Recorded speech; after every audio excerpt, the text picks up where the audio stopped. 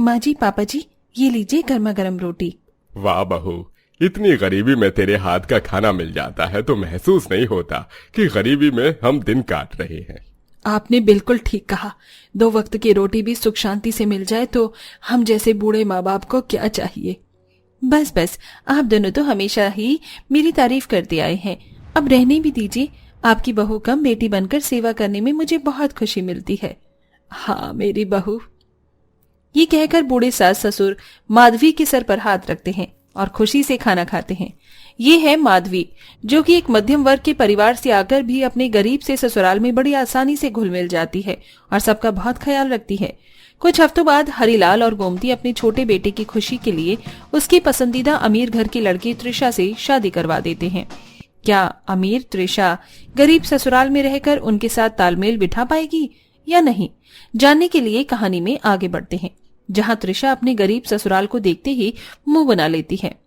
ओहो अमन, तुम्हारा घर तो बहुत छोटा है, यहाँ तो ज्यादा रूम भी नहीं है।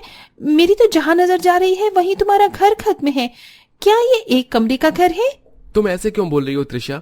मैंने तुम्हें अपने घर के बारे में सब कुछ बताया है, उसके बाद ही तुमने मुझसे शादी करने का जिक्र किया है। अच्छा हाँ, अगर ये एक कमरे का ससुराल है तो ये पूरा मेरा कमरा हुआ ना। ओके फाइन, तो आप सब लोगों का जो सामान है वो निकाल लीजिए ताकि मैं कंफर्ट से रह पाऊं।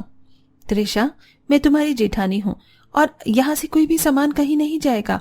ये एक कमरा ही सबका घर है। हाँ, तुम्हारे लिए मैंने पर्दा लगा दिया है। इस कमरे के 2 हिस्से हो गए हैं।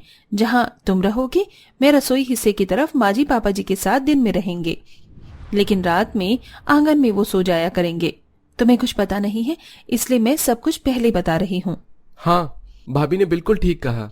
आजा बहू, कब तक बाहर खड़ी रहेगी, अंदर आजा। What the hell is this अमन? मैं पागल हूँ क्या? इतने बड़े अमीर घर से आई हूँ, वहाँ 20-25 कमरे होंगे। मेरा खुद का रूम तुम्हारे घर से भी बड़ा है और यहाँ मैं एक कमरे के आधे हिस्से में रहूंगी। कोई प्रिवेसी नाम की भी चीज होती है? त्रिशा, कुछ समय के लिए एडजस्ट कर लो, बाद में मैं घर बनवा ही दूंगा। तुम क्यों बनवाओगे? जेठ जी भी तो रहते हैं इस घर में, उनका भी हिस्सा है, वो भी रहेंगे तो पैसे तो वो भी लाएंगे ना। अरे हाँ वही। पिताजी, त्रिशा के भाव देखकर लग रहा है कि वो इस घर में मुश्किल से एडजस्ट हो पाएगी। उसे छोटे घर में रहने की बिल्कुल आदत नहीं है और यहाँ पर तो बेड भी नहीं है। वही तो बेटा, मुझे इसी बात की चिंता खाई जा रही है शादी होने के पहले से ही। देखो, बहु सामंजस्य से बिठा पाएगी तभी कुछ होगा। फिर गृह प्रवेश के बाद त्रिशा घर के अंदर आ जाती है, जहाँ घर के दूसरे हिस्से में उसे गद्दे पर बिठाया जाता है। ओ माय गॉड, मैं अपने लहंगे के साथ इस जमीन पर बिल्कुल कंफर्ट में नहीं हूँ। मुझे बेड चाहिए अमन, मैं बेड पर ही सो जाऊंगी। मैं जमीन पर नहीं सो सकती और मेरा पर्सनल बाथरूम भी नहीं है। यार, एकदम से मैं तुम्हारी एडजस्टमेंट कैसे करूं? घर बनने में टाइम लगेगा और तुम्हारे बेड की दिक्कत है, मैं आज मंगवा देता हूँ। अमन फर्नीचर वाले को कॉल करके बेड मंगवा देता है। इसके बाद वो बेड पर सोते हैं। सास ससुर आंगन में और जेठ जेठानी एक कमरे के जमीन वाले हिस्से पर सोती हैं। दिन गुजरते हैं। त्रिशा हर चीज में आनाकानी करने लगती है। उसे गरीब ससुराल के खाने से लेकर पहनने तक की चीजों में परेशानी होती है और वो घर का कोई काम भी नहीं करती है। घर का सारा काम गरीब जेठानी ही संभालती थी। कभी कभी त्रिशा घर में बहस करती थी, जिस बात से अमन को बहुत गुस्सा आता था, लेकिन गुस्से का घूंट पीकर वह रह जाता था। ऐसे ही एक दिन, ओफो, मैं पागल हो गई हूँ इस गरीब ससुराल में। जेठानी जी, मैंने आपको कहा था ना, इतना तेल वाला खाना मुझे पसंद नहीं। मुझे हेल्दी चीज पसंद है और रो पीट कर कभी सोया आलू, कभी बैंगन आलू, तो कभी सीताफल घिया बनाती हो। 5 स्टार होटल का खाना नहीं खाया क्या? कभी छोले भटूरे, पाव भाजी, दाल मखनी, शाही कोफ्ता, ये सब बनाया करो ना। त्रिशा, तुम्हारी वजह से तो अब मैं तेल का इतना इस्तेमाल करती नहीं हूँ। और रही तुम्हारी पसंद की बात, तो देखो, सब्जियों का दाम भी बढ़ गया है और तुम जो मांग रही हो उसके लिए बहुत पैसे लगते हैं। घर का इतना बजट नहीं है कि रोज 5 स्टार होटल वाला खाना बने।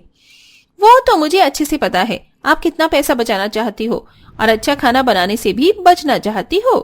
बस कर बहू, तुझे भी तो कितना टाइम हो गया है, अभी तक तो यहाँ का रहन सहन समझ ही नहीं पाई है क्या? मानती हूँ अमीर घर से आई है, लेकिन पैसे देखकर ही तो घर चलाया जाएगा ना। अच्छा ये सब छोड़ो तुम दोनों, कल करवा चौथ है और मैं तुम दोनों के लिए सरगी लाई हूँ। बड़ी बहू, ये तेरे लिए। तुझे तो पता है त्रिशा बहू की अच्छी चीज ज्यादा पसंद है उसे, इसलिए मैं तेरे लिए सस्ती चीज ले आई हूँ। और त्रिशा बहू, ये तेरे लिए सुंदर सी साड़ी, ये 16 श्रृंगार का सामान और ये सरगी में खाने वाली चीजें हैं। सरगी देने पर बड़ी बहू स्वीकार कर लेती है, लेकिन अमीर बहू गुस्से से आंख बबूला हो जाती है। क्या इसे आप सरगी का अच्छा सामान कहती हैं? मतलब कल मैं भूखी प्यासी ये बेकार सा खाना खाकर रहूंगी। इसमें ड्राई फ्रूट्स भी नहीं है और टुच्ची सी साड़ी है। माँ जी, खुद को अच्छा दिखाने के लिए आप जिठानी को जानबूझकर कह रही हैं कि उनके लिए आप सस्ता सामान लाई हैं। बात तो यह है कि ये दोनों ही सस्ते सामान हैं, जो कि मुझे नहीं पसंद। मैं अपनी माँ से ही सरगी मंगवा लूंगी। नहीं बहू, तू गलत समझ रही है। मैं सच में तेरे लिए बढ़िया दुकान से सामान लाई हूँ। हाँ त्रिशा, तुम्हें माँ जी को ऐसा नहीं कहना चाहिए था। बस कीजिए आप, मुझे हर चीज में कॉम्प्रोमाइज करना पसंद नहीं है। वैसे भी एक कमरे में रहना पड़ता है, अब करवा चौथ रखो तो खाने पहनने को भी अच्छा नहीं है। ये कहकर त्रिशा वहां से अपनी माँ के घर चली जाती है और उसके साथ शॉपिंग करके सरगी का अच्छा सामान ले आती है और अगले दिन वही सरगी खाकर साड़ी पहनकर तैयार होती है। दूसरी तरफ गरीब जिठानी सास की दी हुई सरगी खाकर उसी साड़ी में तैयार होती है। करवा चौथ की कथा के बाद माधवी सास को कहती है, माँ जी, आज घर में खाना खाने के लिए एक अन्न का दाना नहीं है। करवा चौथ का व्रत खोलने के बाद हम क्या खाएंगे सब? मुझे तो समझ नहीं आ रहा। इन्हें भी कहीं से पैसे नहीं मिले। तेरे पापा जी पर पैसे नहीं है। देखती हूँ माँ जी, शाम को क्या हो सकता है। शाम को करवा चौथ का चंद्रमा निकल आता है और तीनों औरतें चंद्रमा को अर्घ्य देकर अपने पति का चेहरा देखकर करवा चौथ का व्रत खोलती हैं। फाइनली करवा चौथ का व्रत पूरा हुआ।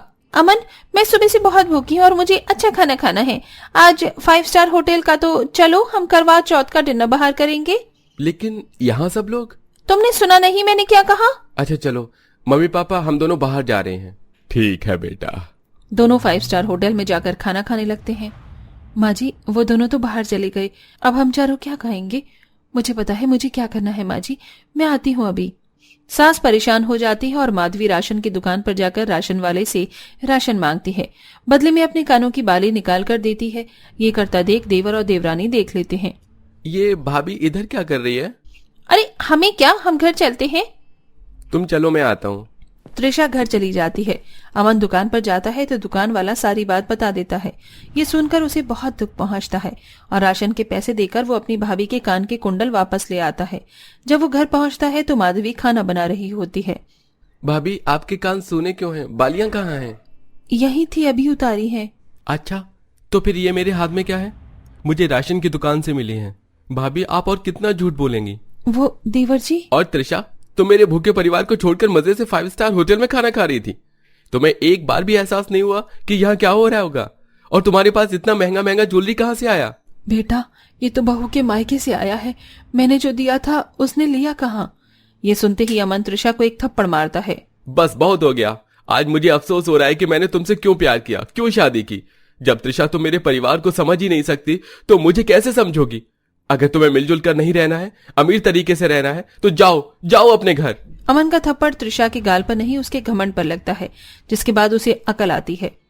मुझे माफ कर दो अमन, मुझे लगा जैसे बोलूंगी वैसा हो जाएगा, लेकिन आज समझ आया है परिवार में हर सुख दुख में साथ ही चलना होगा, तभी परिवार एक साथ खुश रह पाएगा। अब मैं फिर से ऐसा कभी नहीं करूंगी।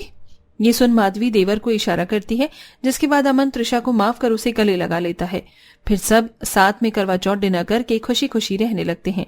दोस्तों, इस कहानी के माध्यम से पता चलता है कि परिवार के साथ रहने में ही भलाई है। तो दोस्तों, देखा आपने, कभी कभी जिंदगी किसी न किसी हादसे की मोहताज होती है। यानी हमारी जिंदगी में कुछ न कुछ होता है, तभी हम उससे सीखते हैं। जैसे अमीर बहू ने सीखा और उसे अकल आई। तो दोस्तों, कैसी लगी आपको हमारी ये करवा चौथ स्पेशल कहानी? आप हमें कमेंट करके जरूर बताएं और आप ऐसे ही हमारी कहानियां देखते रहें।